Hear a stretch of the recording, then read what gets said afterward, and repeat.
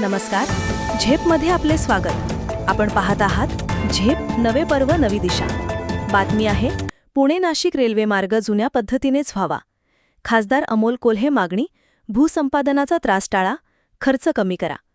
प्रस्तावित Pune Nashik semi high speed रेल्वेमार्ग जुन्या पद्धतीनेच म्हणजे विद्यमान रस्ते जमिनीलगत व्हावा, अशी मागणी नागरिक आणि सामाजिक संघटनांकडून होत आहे. नवीन अलाइनमेंटसाठी मोठ्या प्रमाणात भूसंपादन करावे लागणार आहे, त्यामुळे शेतकऱ्यांच्या जमिनी जाणार असून पुनर्वसनाचा मोठा प्रश्न निर्माण होईल. तसेच प्रकल्पाचा खर्चही प्रचंड वाढेल. नागरिकांचे म्हणणे आहे की जुन्या पुणे नाशिक रेल्वेमार्गाच्या प्रस्तावानुसार काम केल्यास भूसंपादन कमी होईल, खर्चात बचत होईल आणि प्रकल्प लवकर पूर्ण होईल. आंबेगाव, खेड, जुन्नर तालुक्यातील गावांना याचा थेट फायदा होईल. विकास झाला पाहिजे, पण शेतकरी आणि सर्वसामान्यांना वेठीस धरून नको. सरकारने जुन्या डीपीआरचा विचार करून निर्णय घ्यावा, अशी मागणी खासदार अमोल कोल्हे यांनी केली आहे. रेल्वे मंत्रालयाने या मागणीची दखल घेऊन लोकाभिमुख निर्णय घ्यावा, अशी अपेक्षा व्यक्त होत आहे. महत्त्वाची मागणी, पुणे नाशिक रेल्वेमार्ग जुन्या पद्धतीनेच व्हावा. कारण 1. भूसंपादन कमी होईल, 2. शेतकऱ्यांना त्रास होणार नाही, 3. खर्चात बचत होऊन काम लवकर पूर्ण होईल. आंबेगाव तालुक्याच्या विकासासाठी हा मार्ग जिवगाडा आहे. सरकारने सकारात्मक निर्णय घ्यावा.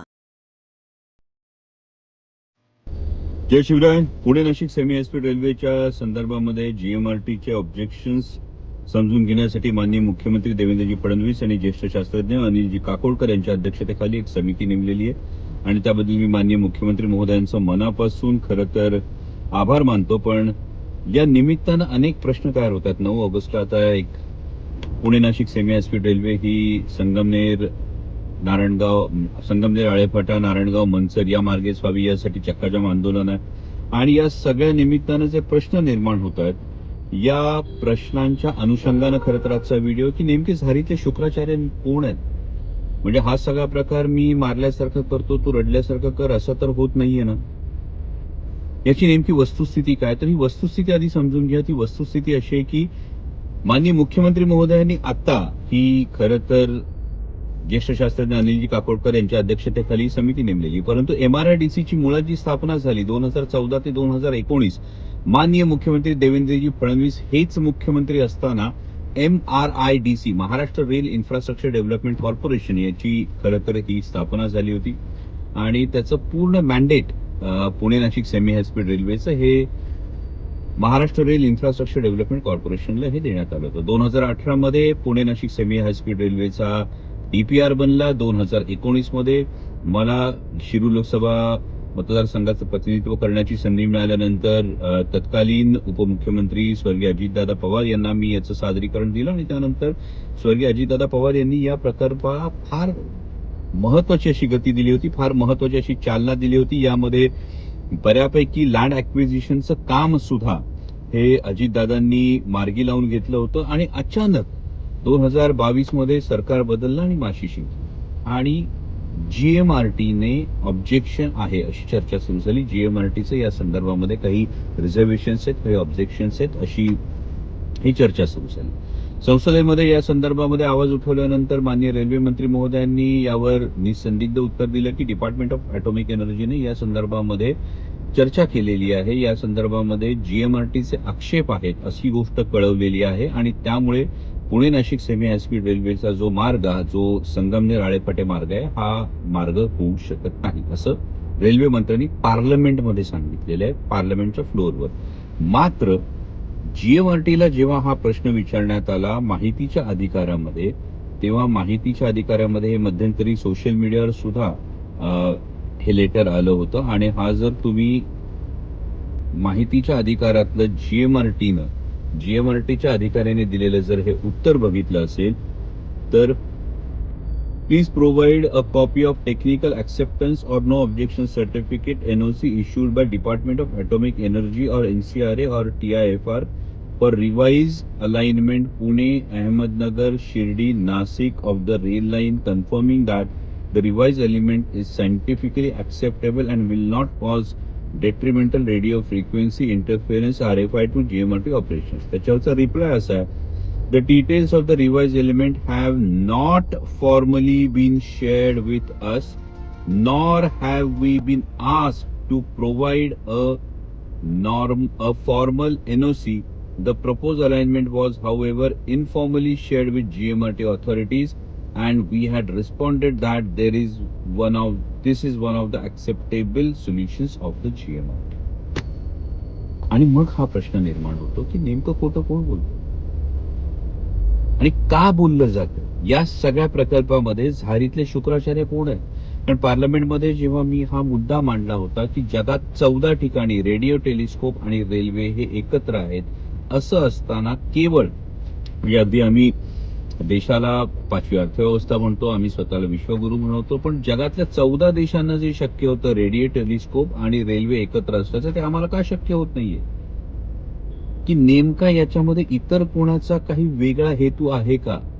कारण MRIDC कडून जेव्हा प्रोजेक्ट हा भारतीय रेल्वेकडे गेला, हा भारतीय रेल्वेकडे प्रोजेक्ट गेल्यापासून एक नन्नाचा पाढा सुरू झाला की ओरिजिनल अलाइनमेंटवर ही गोष्ट होऊ शकत. आता काही जण GMRTच्या विषयी सुद्धा आक्षेप घेतात. GMRT हा आंतरराष्ट्रीय दृष्टीनं एक अतिशय महत्वाचा प्रोजेक्ट आहे आणि जवळपास 29 देशांचा याच्यामध्ये स्टेक आहे आणि त्यामुळे देशाचे असणारे परराष्ट्र संबंध वगैरे या सगळ्या गोष्टी पाहता यावर कुठेतरी मध्यम मार्ग काढणं हे फार जास्त गरजेचं आहे. मग तो above ground wire mesh tunnel असेल की अंडरग्राऊंड टनेल असेल, कारण कदाचित ही गोष्ट पुन्हा अशी समोर येऊ शकते की जी काकोडकरांची समिती जी स्थापन केलेली या समितीसमोर कदाचित GMRT हे प्लीड करू शकतं की यामध्ये अंडरग्राऊंड टनेल करा. आणि जर हे अंडरग्राऊंड टनेल म्हणजे साधारणतः हा टनेल तुम्हाला सांगतो GMRTचं एक जे ऑब्जेक्शन आहे 2 किलोमीटरच्या परिघामध्ये काहीही असता कामा नये हे एक त्यांचं म्हणणं आहे. त्यानंतर 15 किलोमीटरचा एक रेडियस आहे आणि त्यानंतर 30 किलोमीटरचा एक रेडियस आहे. 3 त्यांचे या गोष्टी आहेत. त्यामुळे या समितीसमोर GMRT कदाचित ही गोष्ट ठेवेल की अंडरग्राऊंड टनेल जो साधारणतः आळेफाट्यापासून ते मनसरपर्यंत हा पूर्ण ट्रॅक हा अंडरग्राऊंड जाईल आणि हा अंडरग्राऊंड ट्रॅक झाल्यानंतर पुन्हा प्रश्न हा निर्माण होतो की ज्या जुन्नर तालुक्याचं आणि काही प्रमाणात आंबेगाव तालुक्याचं GMRTमुळे ओव्हरऑल डेव्हलपमेंटल डेफिसिट जो तयार झालेला आहे याचं कॉम्पन्सेशन काय, हा महत्वाचा मुद्दा पुन्हा तयार होणार आहे. म्हणजे संगमनेरच्या सिन्नरच्या लोकांना, संगमनेरच्या लोकांना, अकोल्याच्या लोकांना फायदा होईल, पण त्याचबरोबर नेमका जुन्नर तालुक्याचा पुन्हा डेफिसिट तयार होणार का. कारण संपूर्ण स्टेशन जर अंडरग्राऊंड गेलं तर याचा नेमका काय फायदा होणार आहे याची स्पष्टता होणं गरजेचं आहे. आणि त्याचबरोबर जेव्हा अंडरग्राऊंड टनेलचा एवढ्या मोठ्या अंडरग्राऊंड टनेलचा प्रस्ताव दिला जाईल तेव्हा कदाचित रेल्वे ही हात वर करू शकते की एवढा मोठा अंडरग्राऊंड टनेल हा फायनान्शियली प्रोजेक्ट फिजिबल किती आहे याविषयी प्रश्न निर्माण होऊ शकतात, याविषयी शक्यता वर्तवतो. मग यामध्ये नेमकं सोल्युशन काय आहे, तर हा जर मध्यम मार्ग काढला गेला तर हा मध्यम मार्ग फार महत्वाचा आहे. दुसरी महत्वाची गोष्ट महाराष्ट्र सरकारनं याविषयी ठाम भूमिका घेणं ही नितांत महत्वाची गरज आहे की सरकार बदलतं आणि इतकी वर्ष म्हणजे MRIDC ही कॉन्सेप्ट 50% राज्याने ही निधी देण्यात यावा हे माननीय सुरेशजी प्रभू हे जेव्हा रेल्वे मंत्री होते तेव्हापासून आलेली ही कॉन्सेप्ट आहे आणि इतकी वर्ष सुरू असलेली गोष्ट अचानक ऑब्जेक्शन घेतलं जातं. जे ऑब्जेक्शन घेतलं जातं त्याच्यावर काहीतरी पर्याय निघू शकतो याचा विचार न करता थेट मार्ग बदलण्याचा विचार होतो आणि जो मार्ग बदलला जातो तो बघा काके कळसा गावाला वळसा कसा आहे. म्हणजे आधी पुणे भुसावळ अशी एक एक्सप्रेस जात होती. ही पुणे भुसावळ एक्सप्रेस ही तिचा मार्ग हा पुण्यावरून लोणावळा, लोणावळ्यावरून पनवेल, पनवेलवरून कल्याण, कल्याणवरून नाशिक अशी होती आणि हा जो मार्ग होता हा 290 किलोमीटरचा होता. आणि आता जो अहिल्यानगर मार्गे नाशिक शिर्डी अहिल्यानगर पुणे हा जो मार्ग करण्याचा प्रयत्न करताय हा साधारणतः 310 ते 320 किलोमीटर आहे. मग आधी 290 किलोमीटर होता तो होता की मुळात Pune Nashik semi high speed railway हा जेव्हा सरळ मार्ग होता तेव्हा 235 किलोमीटरचा होता. अवघ्या 1.5 तासात ही गोष्ट होत होती. पण प्रश्न हा निर्माण होतो की नेमकी माशी कुठे शिकली. जर राज्य सरकार हे 50% निधी देणार आहे, राज्य सरकार या प्रोजेक्टसाठी जमीन देणार आहे आणि असं असताना राज्य सरकारचा स्टेक नाही तर मग त्या राज्य सरकारला जाब नको विचारायला की आपण जर 50% निधी देतो आहोत, आपण जर जमीन देतो आहोत तर अलाइनमेंट आमच्या म्हणण्याप्रमाणे हवी हे ठामपणे सांगण्याला पाठीचा कणा नाहीये का आपल्याकडे. पुन्हा एकदा स्पष्ट करतो की Pune Nashik semi high speed railway हा ओरिजिनल अलाइनमेंटनेच व्हावा यासाठी मी स्वतः कायम आग्रही आहे. पण लढाई काही प्रमाणात दिल्लीत लढायची आणि लढाई काही प्रमाणात राज्य सरकारच्या विरोधात लढावी लागेल. त्यांना जाब विचारावा लागेल. त्याची जर तयारी असेल तर होय नक्कीच या गोष्टीमध्ये खांद्याला खांदा लावून उभे राहू. पुन्हा एकदा माननीय मुख्यमंत्री महोदयांना माझी कळकळीची विनंती आहे की Pune Nashik semi high speed railway हा ओरिजिनल अलाइनमेंटने व्हावा, यासाठी आपणच मागच्या काळात मुख्यमंत्री असताना फार महत्वाची भूमिका बजावलेली आहे. आपण स्वतः याचं संपूर्ण सादरीकरण दिलेलं आहे आणि यावर अनेक सोल्युशन्स निघू शकतात. हवं असेल तर जे 14 प्रकल्प आहेत, या 14 प्रकल्पांचा पूर्ण एक स्टडी रिपोर्ट मी रेल्वे बोर्डाला दिलेला आहे, मी रेल्वे मंत्र्यांना दिलेला आहे. याची एक कॉपी मी आपल्याकडे सुद्धा पोहोचवण्याची व्यवस्था करतो. पण माझी आपल्याला विनंती आहे की या प्रकल्पाच्या सुरुवातीपासून आपण इन्व्हॉल्व आहात, त्यामुळे आपली भूमिका यामध्ये निर्णायक राहील. आणि मी आपल्या सर्वांना ही महत्वाची गोष्ट आहे की यामध्ये आपण पुढाकार घ्यावा आणि Pune Nashik semi high speed railway हा ओरिजिनल अलाइनमेंटनुसारच म्हणजे संगमनेर, आळेफाटा, नारायणगाव, मनसर या मार्गेच न्यावा, अशी माझी विनंती. जय श्री